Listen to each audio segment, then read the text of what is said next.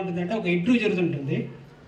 ఒక ఇంటర్వ్యూలో డాక్టరు, తర్వాత లాయరు, ఇంజనీరు ఇట్లా ఇలా కూర్చొని ఉంటారు. ఒక పర్సన్ మాత్రం ఒక సైడ్ కూర్చొని ఉంటాడు. ఇంటర్వ్యూ చేస్తారు ఇద్దరు వచ్చి. అరే డాక్టర్, ఫేమస్ డాక్టరు, తర్వాత ఇంజనీరు, లాయర్, ఇలా ముగ్గురు ఉన్నారు కదా. ఆ పక్కన ఎవరు అతను కూర్చొని ఉన్నాడు, వాళ్ళకి ఏమైనా అసిస్టెంట్ అదే డ్రైవరా అనుకున్నాడు. తర్వాత కొంతసేపు తర్వాత ఇంటర్వ్యూ అయింది. వాళ్ళు ముగ్గురు వచ్చారు.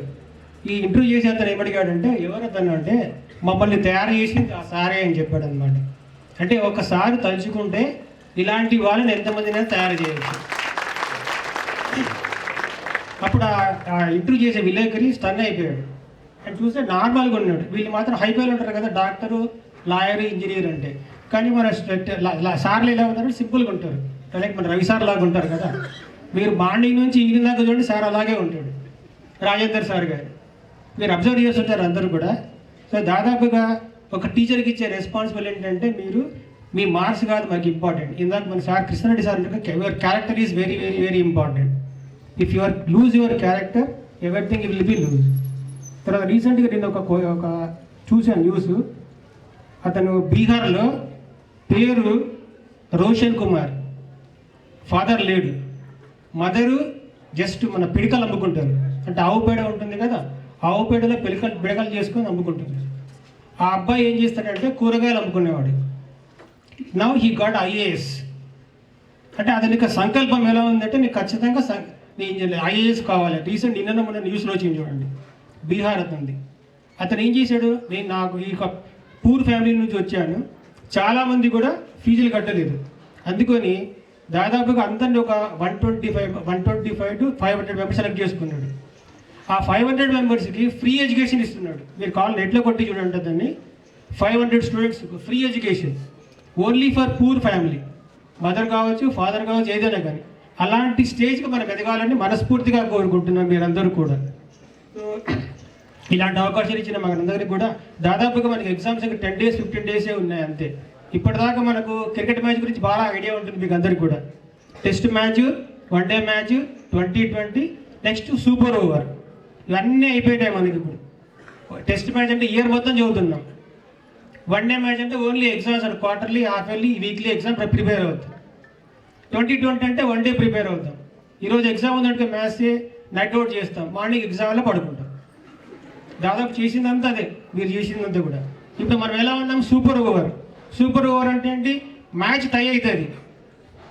మ్యాచ్ టై అయినప్పుడు ఆపోజిట్ టీంకు ఆ టీంకి ఏమి ఇస్తారు, ఒక ఓవర్ ఇస్తారు, 6 overs. రీసెంట్గా మీరు చూసింటారు కూడా, south Africa versus Afghanistan 6 balls ఇస్తారు. 6 balls ఫస్ట్ ఆఫ్ఘనిస్తాన్ బ్యాటింగ్ చేసింది. ఆ ఫస్ట్ ఓవర్లో 17 runs చేశాడు మన ఆఫ్ఘనిస్తాన్. నెక్స్ట్ ఛాన్స్ ఏమో సౌత్ ఆఫ్రికాకి వచ్చింది. సౌత్ ఆఫ్రికా సేమ్ 17 runs చేసింది. అది సూపర్ ఓవర్, మళ్ళీ టై అయింది. నెక్స్ట్ ఏమి ఇచ్చాడు, సెకండ్ సూపర్ ఓవర్ ఇచ్చారు. సెకండ్ సూపర్ ఓవర్లో సౌత్ ఆఫ్రికా బ్యాటింగ్ చేసింది. ఆ 6 balls 23 runs చేసింది south Africa. Next Afghanistan batting super over. ఆ సూపర్ ఓవర్లో 17 runs చేసింది ఆఫ్ఘనిస్తాన్. అందుకే ఏమైంది, సూపర్ ఓవర్లో మన సౌత్ ఆఫ్రికా గెలిచింది. ఇప్పుడు మనకి టెస్ట్ మ్యాచ్ అయిపోయింది, వన్డే మ్యాచ్ అయిపోయింది, T20 మ్యాచ్ అయిపోయింది. మీరు చేయాల్సింది ఇప్పుడు ఓన్లీ సూపర్ ఓవర్లో ఉన్నారు. ఇప్పుడు ఆ సూపర్ ఓవర్లో మీ టాలెంట్ ప్రూవ్ చేసుకోండి. మీ టాలెంట్ ప్రూవ్ చేసుకున్న మన సార్లందరూ కూడా మీకు ఏ సబ్జెక్ట్ కావాలన్నా కూడా ఆ సబ్జెక్ట్ హెల్ప్ చేస్తారు.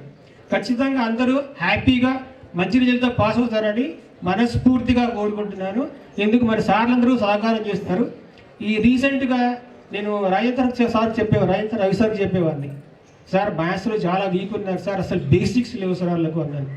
రాజేంద్ర సార్ ఏమన్నాడు, సార్ ఒక లిస్ట్ ఇవ్వండి సార్ అన్నాడు. రియల్గా జరిగింది. ఇది జనవరి 15 వరకు ఆఫ్టర్ పొంగల్ హాలిడేస్ 2, 3, 4, 5 మార్క్స్ వచ్చాయి ఫస్ట్ ఇయర్లో, పర్టికులర్లీ ఫర్ ఎంపీసీ ఎంసెట్. పేర్లు కూడా నోట్ అయ్యాడు నాకు. రాజేంద్ర సార్కు, రవి సార్కు చెప్పాను, సార్ ఏమన్నా లిస్ట్ ఇవ్వండి సార్, మీరు క్వశ్చన్స్ ఇవ్వండి సార్, చేపిద్దామన్నారు. మొన్న ఫస్ట్ ప్రీ ఫైనల్ అయిపోయిన తర్వాత ఎగ్జామ్ రాశారు. Almost all 20 students, I'm appreciating you, almost all out of 75కు 20 questions ఇచ్చామమ్మా. 20 questions ఇస్తే almost all every student get minimum 12 questions attempt చేశారు. That is the credit goes to Sankalp college only. So ఇప్పుడు నేను ప్రౌడ్గా చెప్తాను, ఆ 20 మెంబర్స్లో అట్లీస్ట్ 10% అంటే 10 members అయినా కూడా పాస్ అవుతారని నేను మనస్ఫూర్తిగా అనుకుంటున్నాను. The total credit goes out Sankalp family only. Sankalp అంటే only for success. Success is the gateway for Sankalp family only. అంటే మనము సక్సెస్ కావాలి అంటే మార్గం ఏది కేవలం సంకల్ప్ ఫ్యామిలీ నుంచి మీకు సక్సెస్ వస్తుంది. సో అందరూ కూడా మంచి మార్కులతో పాస్ అవుతారని మనస్ఫూర్తిగా వేడుకుంటున్నాను. జై హింద్.